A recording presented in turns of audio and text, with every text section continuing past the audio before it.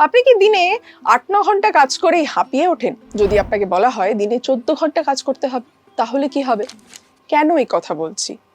সম্প্রতি কর্ণাটক সরকার তথ্য প্রযুক্তি ক্ষেত্রে যারা কাজ করেন তাদের জন্য এমনই প্রস্তাব এনেছেন। দিনে ১৪ ঘন্টা মানে সপ্তাহে ৭০ ঘন্টা কাজ করা কি চারটিখানি কথা? ইতিমধ্যেই সিদ্দারামাইয়া সরকার একটি প্রস্তাব এনেছিল।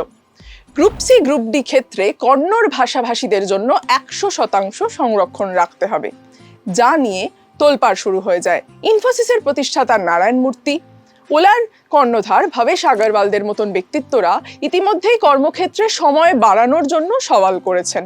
চিকিৎসকরা বলছেন এই বাড়তি সময় যদি কোনো ব্যক্তি তার কর্মক্ষেত্রে দেন, তাহলে তার প্রভাব তার শারীরিক এবং মানসিক দুক্ষেত্রেই পড়তে পারে। দিনে ১৪ ঘন্টা কাজ কি করা যায়? আপনি কি মনে করেন? ফলো করুন আনন্দবাজার অনলাইন।